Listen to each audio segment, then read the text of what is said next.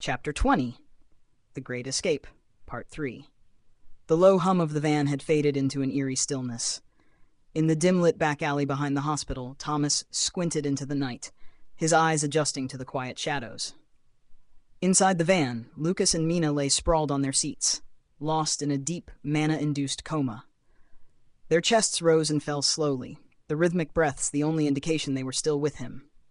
Mina muttered something unintelligible in her sleep, her voice a soft murmur that echoed in the silence. A small smile crept onto Thomas's face, a brief flash of amusement cutting through his tense demeanor. The researcher, sitting across from Thomas, leaned forward and whispered, "Mana coma. They'll be out for a while. Common side effect of recent overexertion."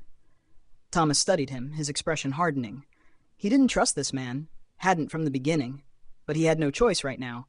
Lucas and Mina needed to be hidden and kept safe, and the researcher was his only link to Kingston's underworld and their best chance at navigating the maze-like corridors of the hospital. "Here's the plan," the researcher continued, his tone becoming all business. "I'll go in first, secure stretchers. Once I get them, you bring Lucas and Mina in one at a time, quietly. I'll handle anyone who asks questions." Thomas nodded, keeping his response curt. "Fine. Let's get it over with." The hospital loomed in front of them, a sprawling structure that blended modern architecture with an otherworldly design. Bright, natural light filled the building's halls, emanating from strange, crystalline structures embedded in the walls and ceiling. There was a quiet hum to the place, a gentle pulse of energy rather than the buzz of fluorescent lights or the sterile stench of antiseptic he might have expected. Machines with delicate, almost organic shapes lined the walls, each exuding an ethereal glow that pulsed in time with the magical energy coursing through them. This hospital was clearly a blend of science and magic, and Thomas felt an odd unease stepping into its unfamiliar environment.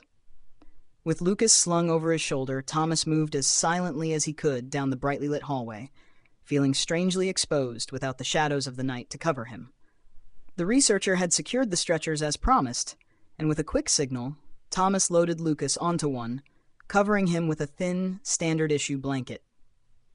Mina followed, her form smaller and easier to manage, her breathing soft and even as she continued to mumble faintly. Just as they were about to move deeper into the hospital, a tall doctor approached, her brow furrowing as she took in the scene. "What's going on here?" she asked, her gaze flicking over the unconscious forms of Lucas and Mina. "These patients, they don't look registered." The researcher straightened, a smooth smile spreading across his face. "Urgent transfer from outside the city limits. They needed immediate care, but the circumstances were complicated. We had to bypass formalities." The doctor's gaze lingered on him, but his tone and calm confidence must have convinced her. She nodded and gestured down a hall. "Surgical aisles this way. Make sure the procedure's logged." Thomas suppressed a sigh of relief as they wheeled the stretchers through a set of glass doors and into a vacant operating room. The researcher wasted no time, moving to a sleek control panel and initiating a series of commands that brought a metallic, multi-armed surgical robot to life. With surprising efficiency, he set up the operation table, aligning instruments, preparing vials, and manipulating the robot's limbs with practiced precision. He looked like a true surgeon, agile and controlled, a detail that didn't go unnoticed by Thomas. "Help me lift him," the researcher instructed, his voice smooth but hurried. Thomas obeyed, setting Lucas on the table, while keeping his eyes trained on the man's every move. The researcher seemed to work with a renewed sense of purpose, his hands moving quickly and deftly as he felt along Lucas's chest, his fingers pressing lightly against the skin, searching. Thomas felt the prickling of suspicion. He wasn't sure if it was the researcher's sudden eagerness to help, or the way he focused on Lucas with an intensity that felt predatory. The man seemed invested in this procedure for reasons Thomas couldn't fully grasp, but he kept his face blank, choosing to watch rather than question. For now. The researcher's hands stilled as his fingers found a small, barely perceptible bump just below Lucas's collarbone. He adjusted the robot, guiding its tools with expert precision as a small glowing scalpel descended toward Lucas's skin. As it made the incision, a strange bluish fluid seeped from the wound, glistening under the hospital's natural light. The liquid shimmered, almost crystalline in appearance, and for a moment Thomas could only stare transfixed. "What's that?" he demanded, his voice tense. The researcher didn't look up, his focus remaining on Lucas. Residual crystal essence. It's normal for someone with his abilities. He glanced at Thomas, his tone steady but with an edge of irritation, as if Thomas's question had somehow interrupted a delicate process. Thomas's jaw clenched. He didn't like being kept in the dark, especially not when Lucas was the one lying on that table. But before he could press further, the researcher straightened, pointing to a cabinet across the room. "I need a stabilizer vial. It's in that cabinet, second shelf." Reluctantly, Thomas turned, striding across the room and rummaging through the various containers. He found the vial and returned, only to catch the researcher pocketing a small, unmarked glass tube. Thomas's eyes narrowed, but he said nothing, holding out the vial wordlessly. "Thank you," the researcher murmured, quickly injecting the stabilizer into Lucas's arm. The robot continued its work, its delicate arms extracting the tracking chip with a swift, precise motion.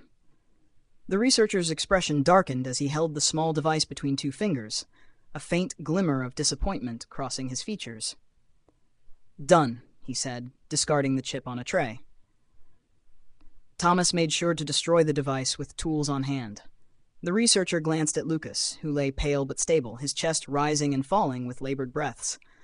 Reaching for a syringe filled with a clear, thick solution, the researcher administered a dose of medication, something Thomas could only assume was intended to ease Lucas's recovery. The moment the injection was complete, Thomas moved forward, lifting Lucas carefully back onto the stretcher. He kept his gaze on the researcher, who seemed a little too calm, a little too composed after everything that had transpired. "Let's go," Thomas said curtly, gesturing toward Mina's stretcher as he pushed Lucas's toward the door.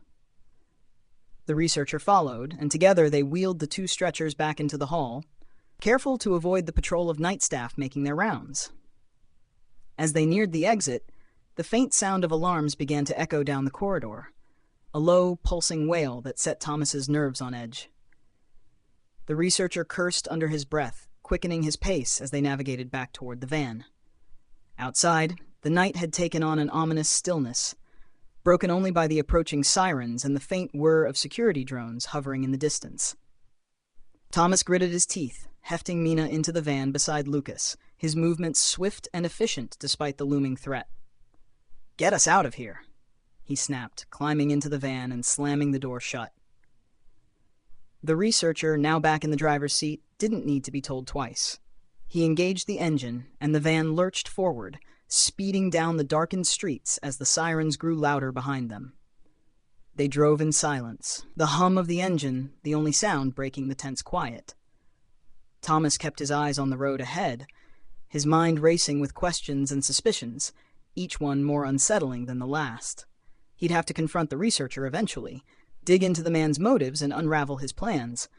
But for now, all that mattered was getting Lucas and Mina as far from Kingston as possible.